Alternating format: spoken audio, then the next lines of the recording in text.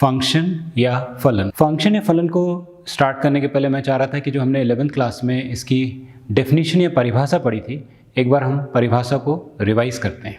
A relation F from a set A to a set B is said to be a function if every element of set A has one and only one image in set B. That means कि set A में जितने भी element हैं उसकी अगर set B में एक unique image है, हम कह सकते हैं कि ये हमारा फंक्शन है। इसकी दूसरी डेफिनेशन देखते हैं बच्चों इसमें। If F is a function from A to B and in order pair a comma b belongs to f, then f of a equals to b, where b is called image of a under f and a is called the pre-image of b under f। तो that means कि बच्चों जो x के element होंगे वो कहलाएगा हमारा pre image और जो y के एलिमेंट होंगे सेट b में वो कहलाएगा हमारे पास इमेज। बच्चों देखें इसको, फलन की परिभाषा। एक समुच्चय A से समुच्चय B का संबंध f एक फलन कहलाता है यदि समुच्चय A के प्रत्येक अवयव का समुच्चय B में एक और केवल एक प्रतिबिंब होता है। यदि f, A से B का एक फलन है तथा युग्म A, B belongs to f, तो f of a equals to b, जहाँ b को f के अंतर्गत a का प्रतिबिंब तथा a को b का पूर्व प्रतिबिंब कहते हैं। अर्थात बच्चों जो x होगा वो हमारा कहलाएगा पूर्व प्रतिबिंब और जो y होगा बच्चों वो या y या b जो होगा बच्चों वो कहलाएगा हमारे पास प्रतिबिंब। आइए बच्चों, अभी हमने देखा कि फंक्शन या फलन की डेफिनेशन क्या है। अब हम कक्षा 12th के हिसाब से अगर चलें तो 12th में हमारे पास है टाइप्स ऑफ फंक्शन। तो पहला टाइप हम देखते हैं बच्चों वन फंक्शन या एककी फलन। आइए देखें इसकी डेफिनेशन क्या है। अ function f such that x tends to y is defined to be 1 or injective if the images of distinct elements of x under f are distinct. That means for every x1 x2 belongs to capital X, f of x1 equals to f of x2 implies x1 equals to x2, otherwise f is called many one। एककी फलन, एक फलन f such that x tends to y एककी फलन कहलाता है यदि f के अंतर्गत x के भिन्न अवयवों के प्रतिबिंब भी भिन्न होते हैं। अर्थात प्रत्येक x1, x2 belongs to x के लिए f of x1 equals to f of x2 का तात्पर्य है कि x1 equals to x2, अन्यथा f एक बहुएक फलन कहलाता है। आइए बच्चों एग्जाम्पल से समझें कि वन फंक्शन या एककी फलन क्या होते हैं।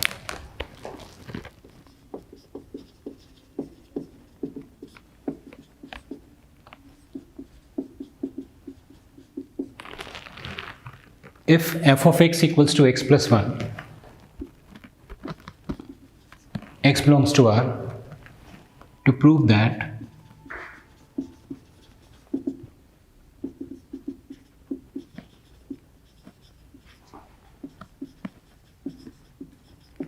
it is one function. यदि फंक्शन x plus 1 मुझे गिवन है बच्चों और मुझे प्रूव करना है कि ये जो फलन है मेरा ये एककी फलन है, तो सबसे पहले एक ही फलन की कंडीशन होती है हमारे पास कि if f of x1 equals to f of x2। तो यदि fx में यदि मैं यहाँ पे x की जगह x1 रख दूँ बच्चों तो इसका मान हो जाएगा आपके पास x1 + 1, और f of x2 में अगर मैं x2 x की जगह रिप्लेस कर दूँ यहाँ पे x2 और यहाँ पे भी x2 तो ये हो जाएगा x2 + 1। लेफ्ट हैंड साइड भी 1 है, राइट हैंड साइड भी 1 कैंसिल और x1 इक्वल्स टू x2।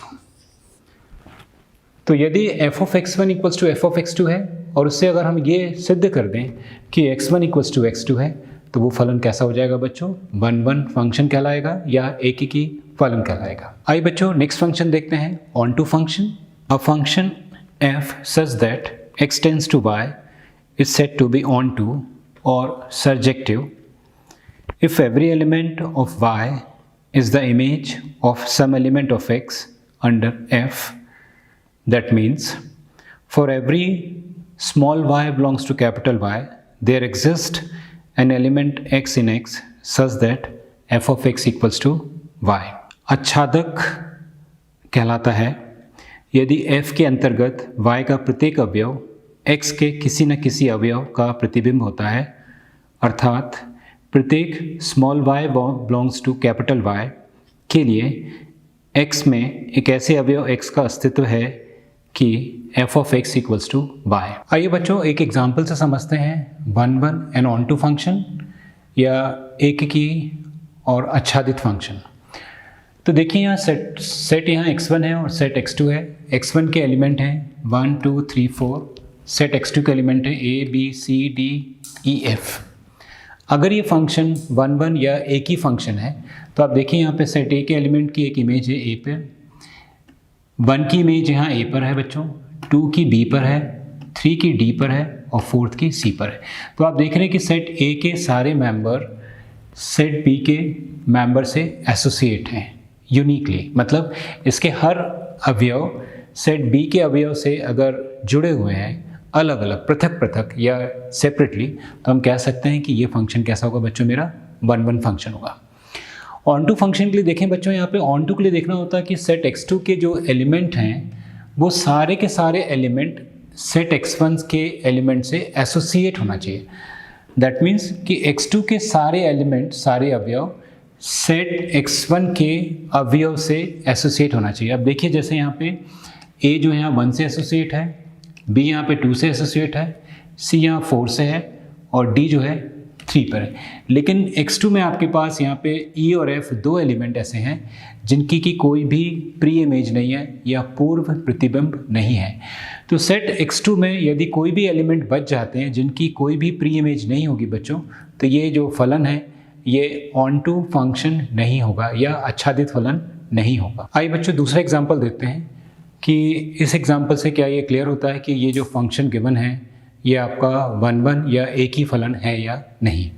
अब देखिए यहाँ पे x1 सेट के पहला मेंबर 1 एसोसिएट है x2 के पहले मेंबर b से, लेकिन x1 का ही दूसरा मेंबर b से एसोसिएट है बच्चों। तो ये जो फंक्शन है बच्चों यहाँ पे 1 2 से कनेक्ट है, 2 अगर b से कनेक्ट है, 1 b से जुड़ा हुआ बच्चों और 2 भी b से जुड़ा हुआ है, तो ये फलन हमारा 1 या एक ही फलन नहीं होगा बच्चों। ये कहलाएगा हमारे पास मैनी 1 मैनी और ये हो जाएगा बच्चों 1। बच्चों इस तरह से हम देख सकते हैं कि जो एग्जाम्पल होगा बच्चों ये मैनी 1 या बहुएक फलन का उदाहरण होगा, ये एग्जाम्पल होगा बच्चों। आइए बच्चों इसको चेक करें क्या ये एग्जाम्पल आपके पास ऑन टू या आच्छादित फलन या फंक्शन है या नहीं।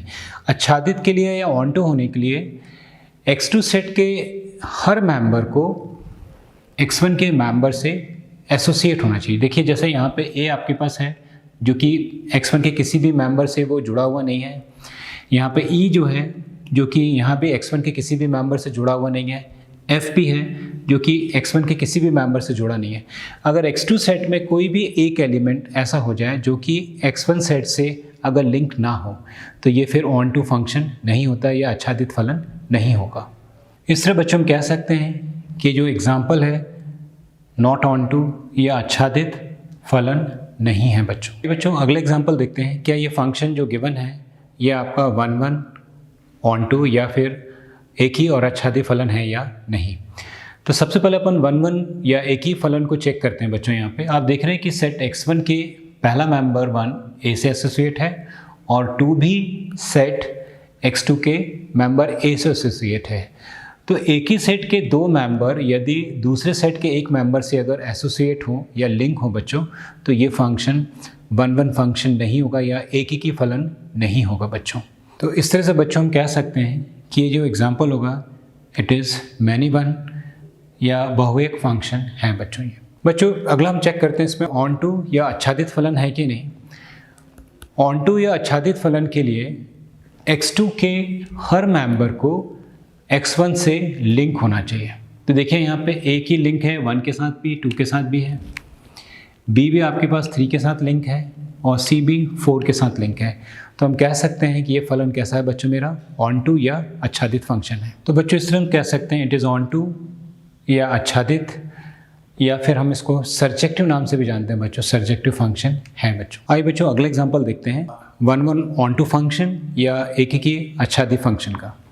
तो सबसे पहले देखिए कि 1 होने के लिए कंडीशन है कि x1 के प्रत्येक एलिमेंट की एक यूनिक इमेज होनी चाहिए बच्चों। जैसे देखें कि 1 की इमेज b पर है, 2 की इमेज c पर है, 3 की आपके पास a पर है और 4 की किस पे बच्चों, d पर है। तो हम कह सकते हैं यस इट इज़ 1 फंक्शन या एकीकी फंक्शन है। इसी तरह हम ऑन टू को भी चेक कर लेते हैं बच्चों कि x2 के प्रत्येक मेंबर या प्रत्येक अवयव सेट x1 के प्रत्येक अवयव के साथ एसोसिएट होना चाहिए। तो देखें यहाँ पे जैसे a आपके पास 3 पर है, b यहाँ 1 पर है, c 2 के साथ में है और d 4 के साथ में है। तो इसमें कोई भी एलिमेंट ऐसा नहीं है बच्चों जिसकी कि कोई भी प्रतिबिंब x1 पे या पूर्व प्रतिबिंब x1 पे नहीं है। तो है बच्चों इसके कोई भी एलिमेंट इसमें नहीं बच रहा है, तो हम कह सकते हैं कि ये हमारा फंक्शन ऑन टू है या आच्छादित फंक्शन है। तो yes we can say it is 1 and onto function या ये एकीकी और आच्छादित फंक्शन है। आइए बच्चों देखें इस क्वेश्चन का हल क्या होता है। आपको गिवन है f such that n tends to n, फलन जो है x आपका नेचुरल नंबर है और y भी नेचुरल नंबर है और फंक्शन गिवन है आपको f of x equals to 2x। तो सबसे पहले हम इसको अगर 1 या एकीकी फलन प्रूफ करना चाहते हैं बच्चों, तो if f of x1 equals to f of x2, तो 2x1 equals to 2x2, x1 की जगह यहाँ पे आपने सब्स्टिट्यूट कर दिया है 2x1 और x2 अगर यहाँ रखा तो 2x2, 2 से 2 कैंसिल हो जाएगा, तो x1 इक्वल्स टू x2। यदि f of x1 equals to f of x2 से यदि हम ये प्रूफ कर दें बच्चों x1 इक्वल्स टू x2, तो हम कह सकते हैं कि ये फंक्शन हमारा होगा 1 फंक्शन होगा या एकीकी फलन होगा।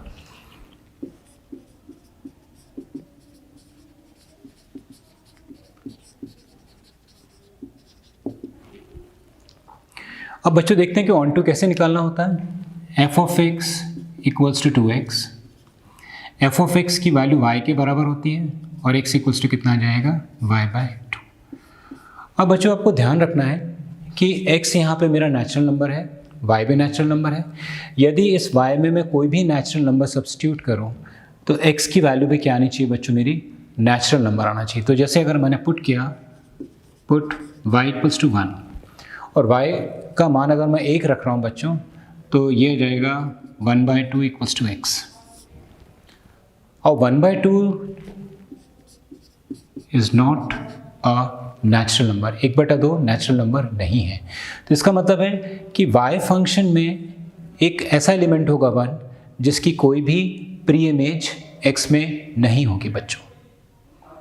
तो हम कह सकते हैं अगर एक भी एलिमेंट सेट y में बच जाए जिसकी की कोई भी प्री इमेज ना हो बच्चों, तो हम कह सकते हैं this function is not onto. तो we can say yes it is not onto function.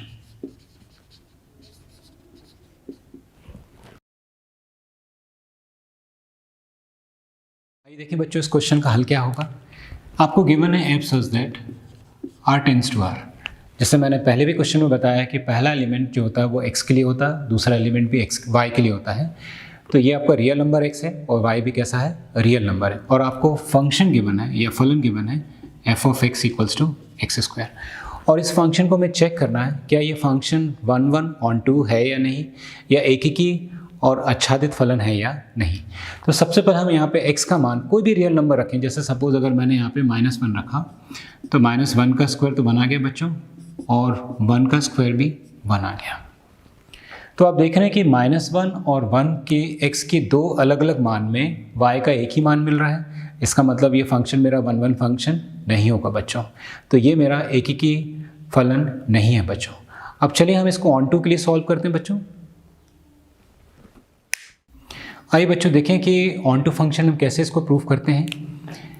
f(x) को इक्वल्स टू x² गिवन है आपने, f(x) को y रखा, y इक्वल्स टू x² और x इक्वल्स टू आपने √y। अब यहाँ पे आपको मालूम है कि y आपका कैसा है बच्चों, रियल नंबर है, और रियल नंबर होता है आपका -∞ से +∞। ऑल द नंबर्स जो है वो वास्तविक संख्या है बच्चों। अब इसमें मैं कुछ ऐसे नंबर सब्स्टिट्यूट करूँ, जैसे सपोज अगर y का मान मैंने -1 रखा बच्चों, तो आपने ये पढ़ा हुआ है कि √-1 ये होता है बच्चों हमारा कॉम्प्लेक्स नंबर का इमेजिनरी, और कॉम्प्लेक्स नंबर हम क्लास 11th के अलावा, कॉम्प्लेक्स टॉपिक के अलावा हम कहीं भी उसको बाहर नहीं पढ़ते हैं। तो √-1 जो इमेजिनरी बच्चों है, इसका मतलब है कि y के -1 के लिए x में कोई भी प्री इमेज नहीं होगी बच्चों इसकी। तो हम कह सकते हैं कि ये फंक्शन कैसा होगा बच्चों, ऑन टू फंक्शन नहीं होगा।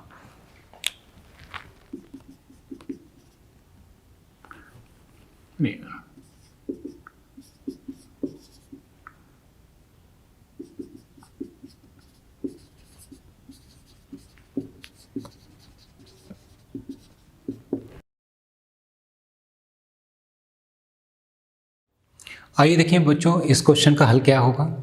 आपको गिवन है f such that n tends to n।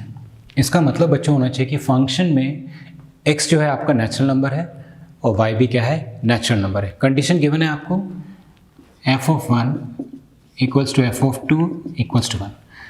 तो यहाँ देख रहे हैं कि x का मान 1 या x का मान 2 रख रहे हैं, तो इसकी जो इमेज है बच्चों या प्रतिबिंब है किस पे बन रहा है, 1 पे बन रहा है। तो x के 2 एलिमेंट यदि y के एक एलिमेंट से एसोसिएट हो,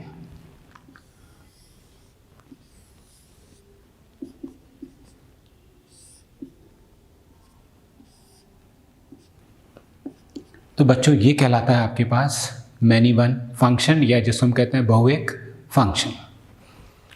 चलिए देखिए बच्चों ऑन टू कैसे इम्प्रूव करते हैं। आपको गिवन था फंक्शन f(x) = x-1, और जब भी मुझे ऑन टू प्रूफ करना है तो मुझे y के एलिमेंट को देखना है कि y के सारे एलिमेंट x के सारे एलिमेंट से एसोसिएट हैं या नहीं हैं। जैसे y = x-1 तो x = y+1। अब बच्चों देखेंगे अगर यहाँ पे मैं y का मान अगर नेचुरल नंबर रखूँ और नेचुरल नंबर में +1 जोड़ें तो आंसर भी नेचुरल नंबर होगा हमारे पास, यहाँ पे प्राकृत संख्या आएगा। इसका मतलब है कि y के हर अवयव की एक पूर्व प्रतिबिंब इमेज मौजूद है x में। मतलब यहाँ पे y में ऐसा कोई भी अवयव या एलिमेंट नहीं है जिसकी कि प्री इमेज x में ना हो। तो है बच्चों, क्योंकि अगर मैं y का कोई भी मान रखूँगा, यहाँ पे y मेरा नेचुरल नंबर है, अगर कोई भी नेचुरल नंबर में अगर मैं +1 जोड़ूंगा तो आंसर क्या मिलेगा, मुझे नेचुरल नंबर मिलेगा। तो हम कह सकते हैं कि yes it is onto function.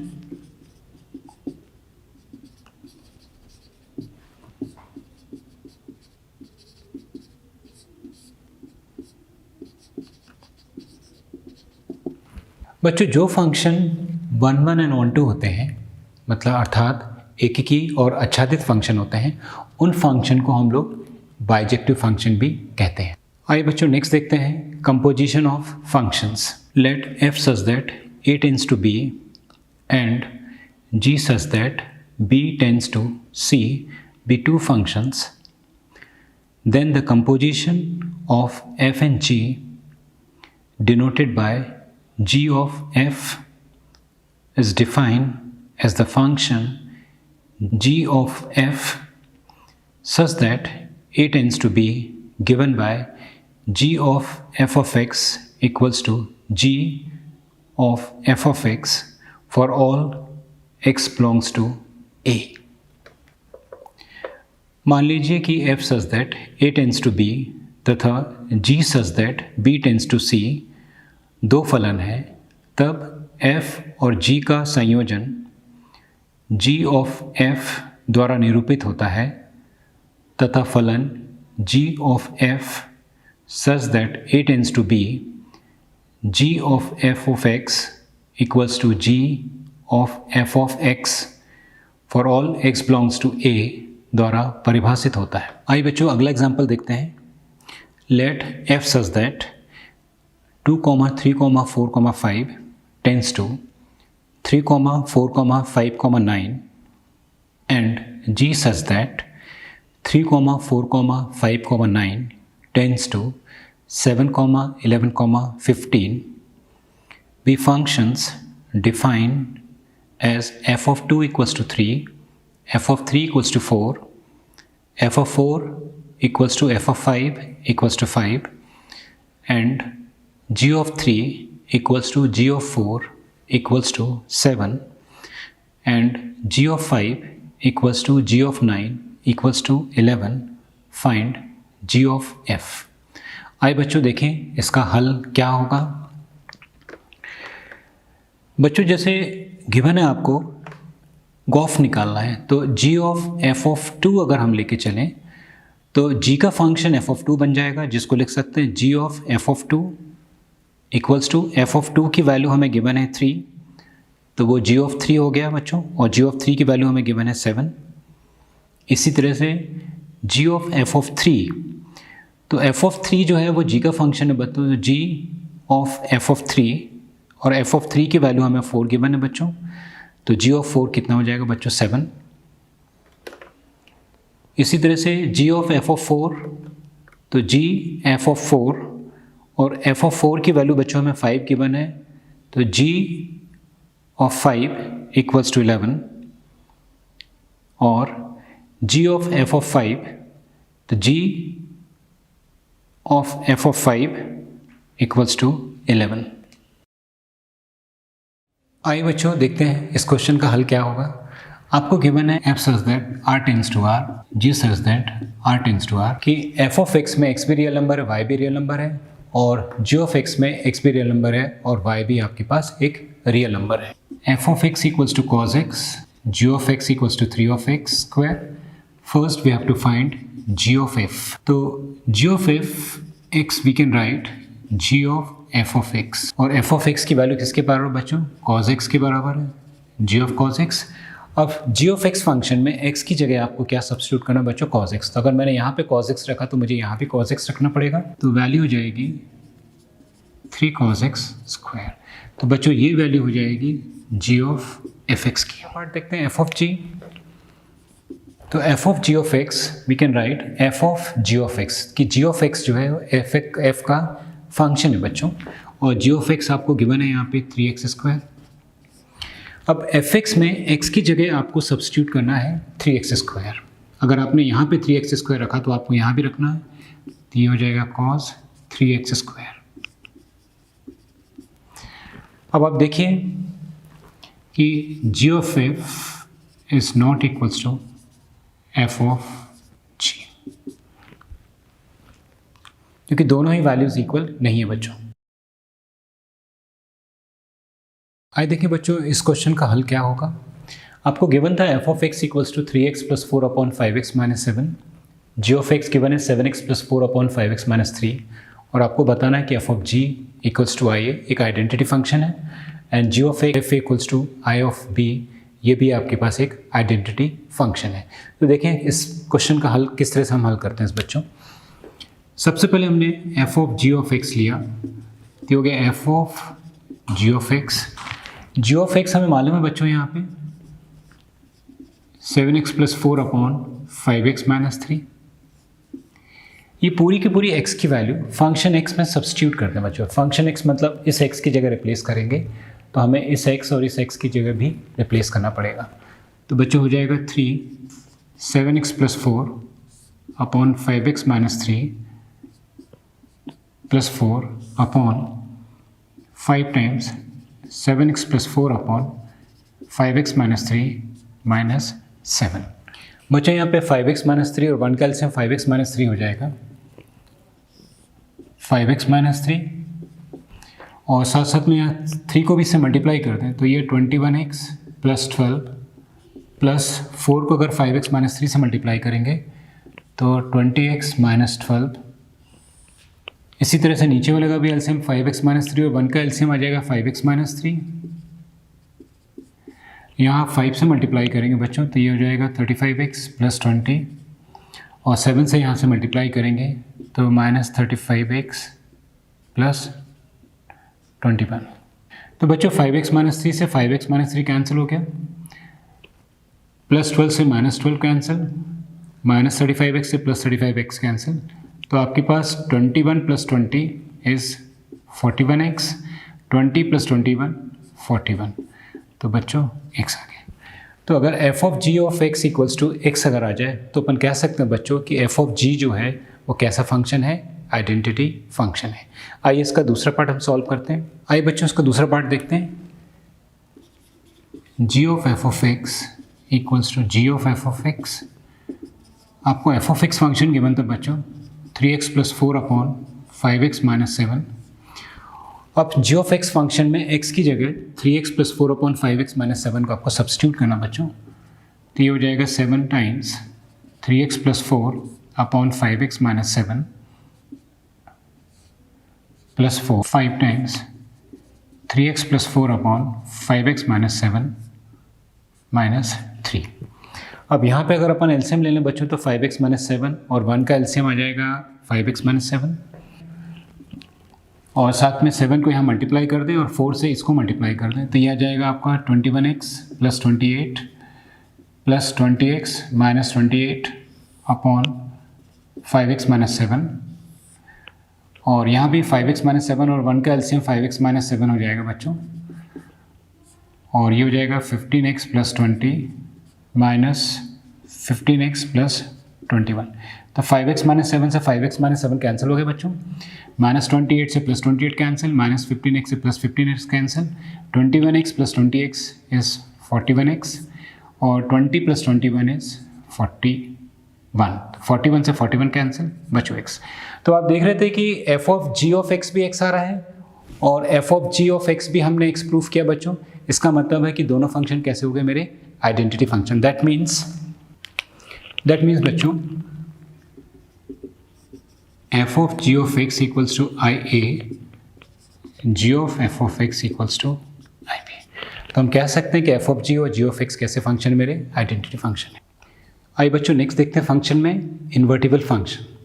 तो इन्वर्टिबल फंक्शन की जो डेफिनेशन होती है बच्चों, a function which is 1 1 and on to या बाइजेक्टिव, या हिंदी में हम कह लें इसको एक ही फंक्शन और आच्छादित फंक्शन।